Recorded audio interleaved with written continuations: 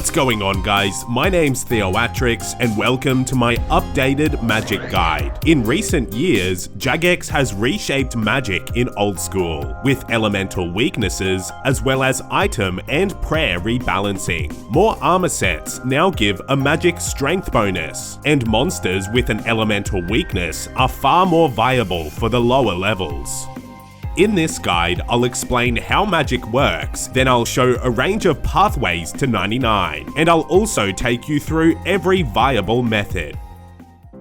I'll start by explaining how Magic works after Jagex's changes. An elemental weakness is where you deal bonus damage by using spells of the right element. For example, the giant mole has a 50% weakness to earth, so if your max hit was 20 with earth spells, it becomes 30 on mole. Jagex recently changed Magic so that every elemental spell of the same tier deals the same amount of damage. So Air Strike, Water, Earth, and Fire Strike all do the same damage, except your damage scales with your Magic level. Your Magic level affects both your offense and defense for Magic. Having a higher level makes you more accurate, and it also unlocks spells which have a higher max hit. Your magical defense is 70% of your Magic level and 30% of your defense level, so it's very important to level up for both PvM and PvP. Your Magic attack bonus comes from your gear, and this affects your accuracy, and your Magic strength bonus generally comes from armor and equipment, and this boosts the max hit of your attacks. In Old School, there are 4 different spellbooks you can use, the first being the standard spellbook, which all accounts start with, and this contains a range of combat, teleportation, and utility spells. The Arceus spellbook is another one, which is accessible to all members' accounts. To change to this spellbook, you go to the Dark Altar in the Arceus area, and this spellbook has a range of combat assisting and utility spells. There's the Ancient spellbook, unlocked after Desert Treasure 1. And this spellbook is most powerful for its combat spells, although it does include a range of teleports. And the Lunar spellbook, unlocked after the Lunar Diplomacy quest, contains mostly utility spells, with a few combat ones, and there's a range of fast training methods and moneymakers included. So what are the benefits of training Magic? Well, training will significantly improve PvM, PvP, and even skilling. Leveling up unlocks a broad range of spells, and a variety of bosses are weak to Magic, like Leviathan and Nightmare. A lot of endgame PvM requires Magic, including getting your Infernal Cape or Quiver. There's also a range of important quests that have a Magic level requirement, with the highest being Dragon Slayer 2. So this means you need level 75 Magic to get your quest cape, and you need 96 Magic for the Achievement Diary cape. Once you reach 99, the Magic skill cape comes with a perk. You can change your spellbook 5 times per day with the cape, which is the fastest way to change spellbooks. Generally, Magic is one of those skills where the more you spend, the faster you level. But for 0 GP, you could win Apex's $5,000 gaming PC giveaway, where one lucky winner is taking home a powerhouse. Entries are open, so I've linked the giveaway in the description below. Apex Gaming PCs is a company based in Houston, Texas, with an impressive lineup of computers in stock. One of my favorite builds for RuneScape is the Apex Bronze build, which is only $873 after using my code THEO. It has a Ryzen 5 CPU, a Radeon 6500 XT graphics card, and a 1TB SSD. Some other best sellers include the Streamer and Streamer Plus builds, which can run most games while being live. If you haven't entered Apex's giveaway yet, it's completely free to enter, and it runs until August 31. So to enter, there's a link down in the description. And if you're after a new PC, be sure to use the code THEO to save on your order. Thanks to Apex Gaming PCs for sponsoring this video. Now let's talk about magic equipment, but in fact a lot of your magic training won't actually be done in combat, so armor and weaponry isn't fully required for the most part. To train though, you will almost always need runes, and they're used to cast spells. You can buy these from the Grand Exchange, or Ironman can buy them from various magic shops. When casting a combat spell, you'll usually want to be using a staff or a magical weapon, and there's a broad range of them in Old School. There's the standard elemental staves, like fire and air, or there's some staves that can be charged. These include the Warped Scepter, Trident of the Seas, or the most powerful, the Tummakin's Shadow. There are some very powerful staves in Old School, for both PvM and PvP situations. If you're using combat, you should wear magic armor, which usually gives a magic accuracy bonus, sometimes a magic strength bonus, and generally has low melee and range defense. When you're just getting started, beginning with Wizards or Zamorak robes, then Mystic, Elder Chaos, Void, and Infinity are your best bet for the first 50 levels. Then once you reach level 70, you can wear some high-level magic armor, including Dagonhai, Arams, or Frostmoon robes. And the best in-slot magic armor in the game is Ancestral, wearable with level 75 magic. But the Virtus armor set can sometimes be the best in slot, but only when using ancient spells. There are some other pieces of magic equipment that you need to know. A key upgrade is to get the Mage Arena capes deep in the wilderness, where you complete the Mage Arena 1 and Mage Arena 2 mini quests. The first requires level 60 magic and rewards a cape with a plus 10 magic attack bonus. Mage Arena 2 gives the Imbued God capes, requiring level 75 magic, and these give a magic strength bonus. 3 other key pieces of magic gear are the Occult Necklace, the Tormented Bracelet, and the Magus Ring, all giving huge bonuses to magic. Now I'm going to show you 4 example pathways from 1 to 99 magic, each with their own unique benefits. Then after this, I'll go through a mini guide for each of the methods. First up is the absolute fastest pathway to level 99, and this involves questing, then enchanting bolts through to 99. And to be able to get these XP rates, you need to be one-ticking the bolts. Overall, it's going to cost about 130 mil at this current time, and will take around 25 hours.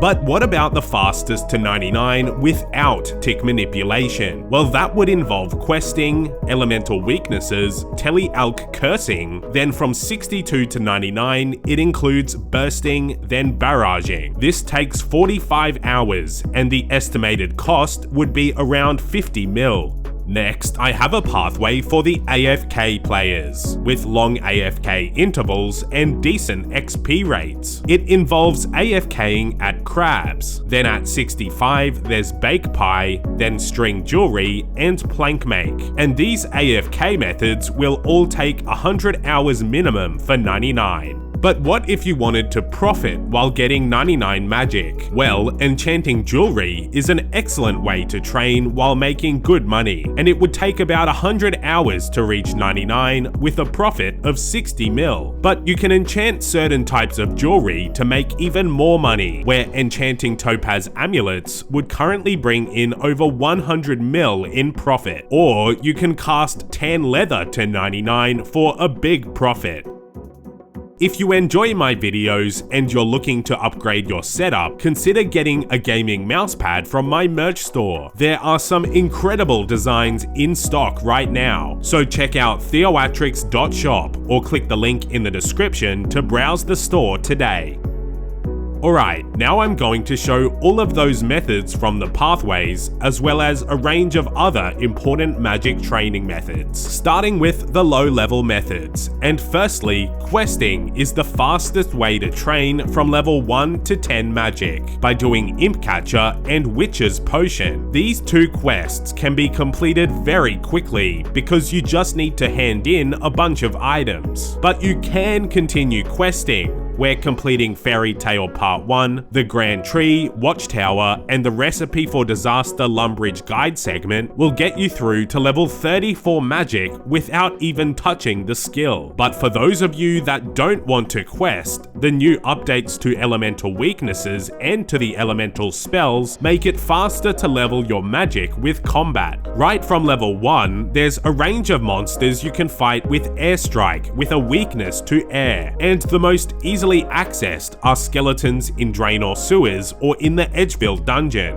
Skeletons have a 35% weakness to air spells, so you'll hit 35% more. With a bit of Slayer under your belt, you can also fight Banshees or Twisted Banshees, which have a 30% or 25% weakness respectively. Once you unlock water spells, you can move on to Fire Giants, which have a huge 100% weakness to water. Then earth spells, fighting crabs is a great move, where rock crabs have a 20% weakness and swamp crabs have a 35% weakness. And it's worth noting that sand crabs do not have an elemental weakness, so you're best going to rock crabs, or better yet, if you've done the Heart of Darkness quest, you can train with fire spells on frost crabs, and they're probably the best low-level training option if you're using elemental spells, since these guys have a 100% weakness to fire spells.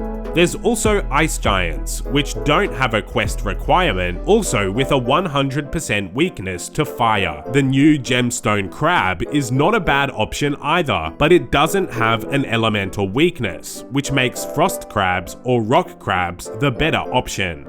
Now next is the fastest possible low-level training method, and that is enchanting bolts. You can enchant your first bolt at level 4 magic, which you can easily get just by doing the Imp Catcher quest. From level 4, you can already get 45k XP per hour, and the XP increases with each gemstone. With bolt enchanting, you can either use the regular metal bolt, or you can use the dragon bolt version, and each one varies in terms of their cost, but the XP rates are the same.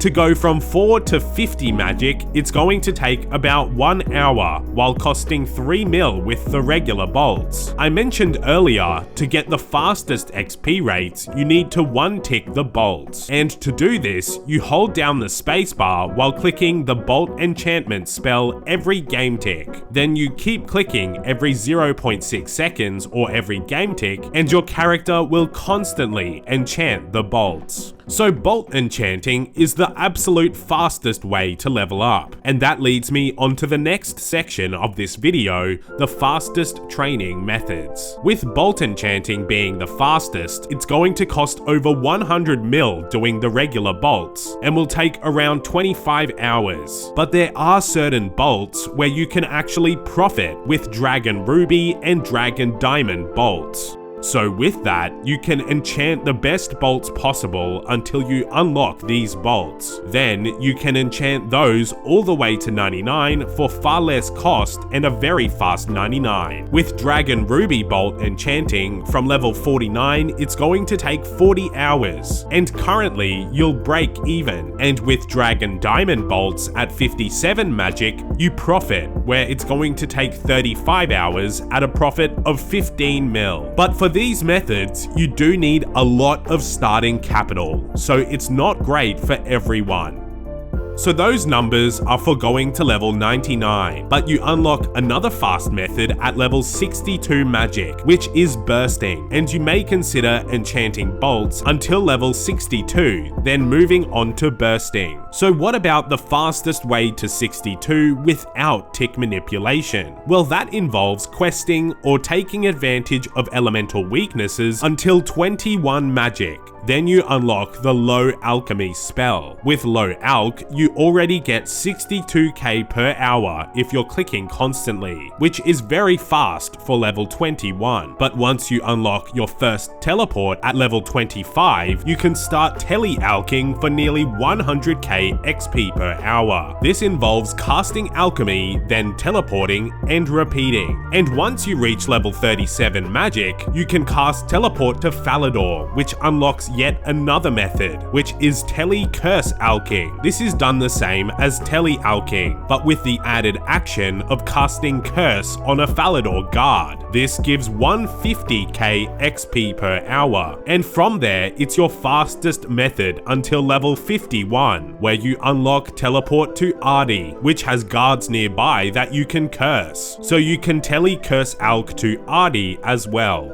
Then at level 55, you unlock High Alchemy, further increasing the XP rate. So those are the fastest until level 62, but at higher levels, you also unlock the Vulnerability, Enfeeble, and Stun spells, which further increases the XP rate of these methods, where with Ardi Tele Stun Alching, you can get over 200k XP per hour. From level 62, the fastest training method without tick manipulating is Bursting. The concept involves fighting monsters in multi-combat, stacking them up, and bursting them all at once. Burst spells target up to 9 monsters at a time, which means you get huge XP drops nearly every time you cast. Bursting and barraging requires completion of the Desert Treasure 1 quest, and for the first spell, Smoke Burst, it's unlocked at level 62. There's a number of different locations that you can train with bursting, and this includes either the Skeleton Monkeys after Monkey Madness 1, Maniacal Monkeys after Monkey Madness 2, or there are a range of Slayer monsters that are excellent for bursting, like Dust Devils, Necraels, and Custodia Stalkers. For the absolute fastest experience, you want to burst the Maniacal Monkeys, since there's a lot of them in the cave, but bursting the Slayer monsters is usually a way to make some money back, since they have some valuable drops. You will of course also need magic gear, and you should prioritize your magic strength bonus to get the best XP. Once you're at your bursting location, you can stack up the monsters by getting their aggression, then running back and forth along a corner wall. This piles them up into one tile.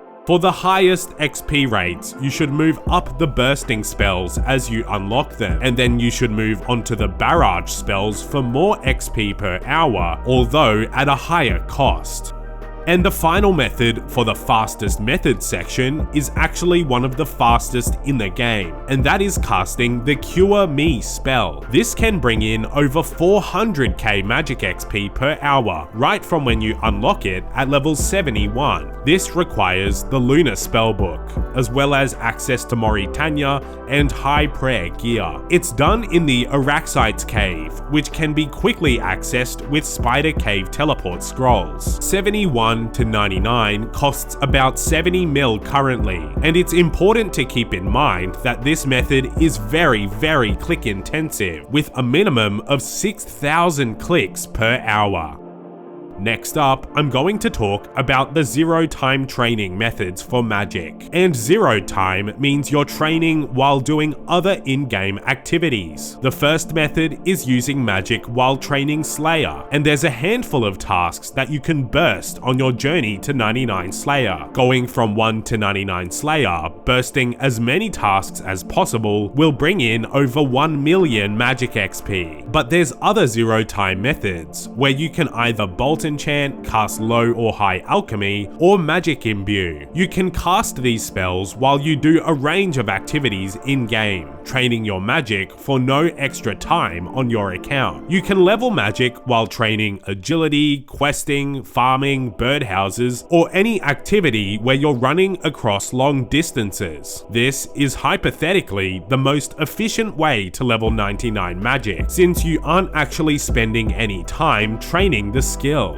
Now let's talk about the AFK Magic methods, and there's quite a few of them. Crabs is an obvious one, and it's recommended to train on rock crabs, or the best is frost crabs. You can AFK for 10 minutes at a time before you need to reset the aggression. Splashing is another option for AFK Magic XP, and this is where you equip armor that has a very negative magic attack bonus, and it causes you to splash every attack. So you just keep casting, gaining XP without dealing damage. But I would strongly recommend just training at crabs instead of splashing, since the XP rates are considerably higher. For example, with Fire Strike, you only get 13k XP per hour, which is going to take 945 hours to reach 99. But at level 65, you unlock a great AFK magic and cooking method, and that is casting the Bake Pie spell from the Lunar spellbook. This gives 110k magic XP per hour, while giving up to 450k cooking per hour. Essentially, this spell lets you AFK cook an inventory of pies, but the prices of certain pies can make this method very expensive, but it can sometimes be profitable. As an AFK method though, Bake Pie gives about 48 seconds of AFK time. Another method is casting the String Jewellery spell, which is also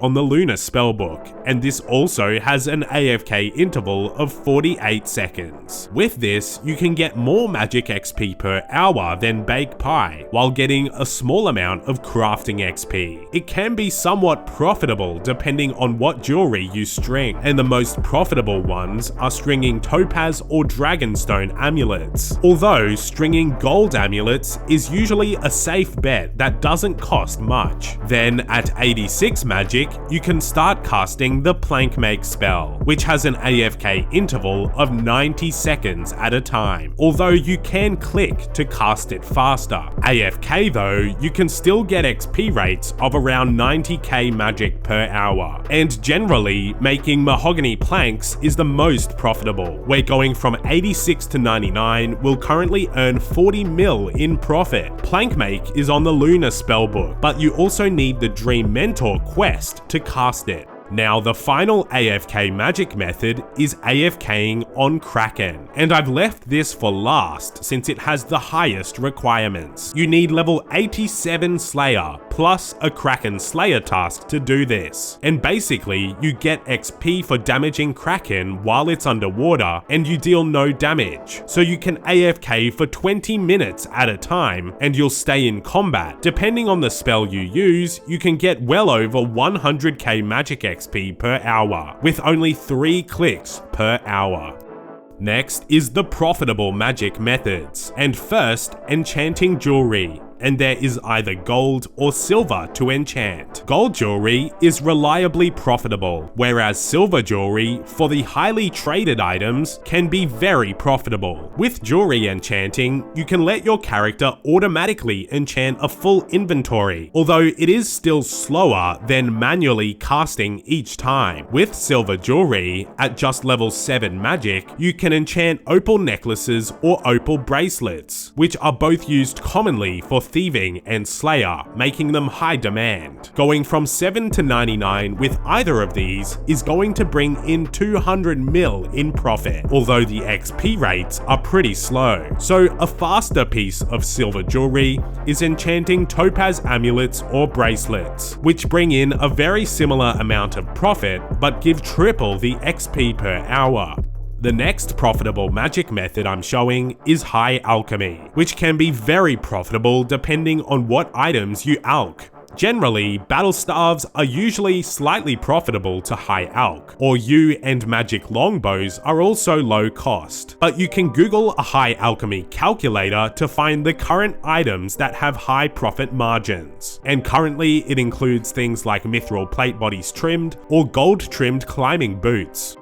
Another great profitable magic method is casting the Tan Leather spell. This requires 78 magic and access to the Lunar spellbook, as well as the Hard Fremenic diaries completed. This gives 130k XP per hour, and generally the most profitable hide to tan is Black Dragon hide, which currently brings in over 1 mil profit per hour.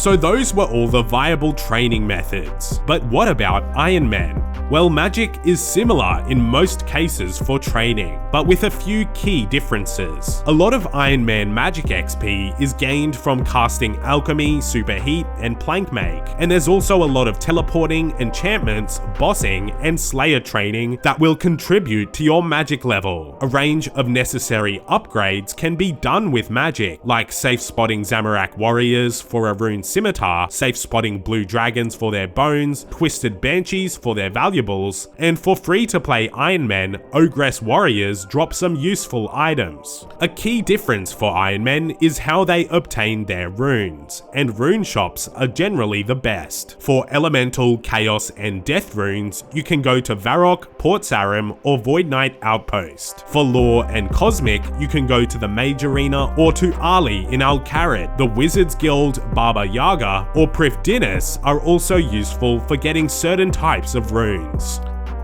In free-to-play, magic works a little differently. The fastest way to 99 in free worlds is to cast Tele Curse Alk Falador, and that will take a bit over 90 hours for the entire pathway from 1 to 99. You can still do the Witch's Potion and Imp Catcher quests in free-to-play, and a range of monsters have an elemental weakness that you can take advantage of. Ice Giants and Ice Warriors have a 100% weakness to fire, and lesser demons have a 40% water weakness. And I mentioned in the low-level pathway that skeletons aren't bad when you're just starting out. In free-to-play, you may also consider enchanting jewelry for some low-cost training. Currently, enchanting amulets up to Diamond will earn XP rates up to and over 100k per hour. You also make decent money enchanting Diamond amulets, currently about 300k profit per hour, so that's one way to earn a bond. Some players also prefer training by teleporting, just by spam clicking and constantly teleporting. And with Falador, the highest level free-to-play teleport, you can get nearly 70k XP per hour. Anyways, that was my updated level 1 to 99 magic guide. If you missed something, there are detailed timestamps in the description below. If you enjoyed this video, be sure to leave a like and subscribe to my channel for more old school content. Be sure to check out Apex's $5,000 gaming PC giveaway through the link below, or if you're after a new computer, use the code THEO at checkout to save money. Thanks for watching.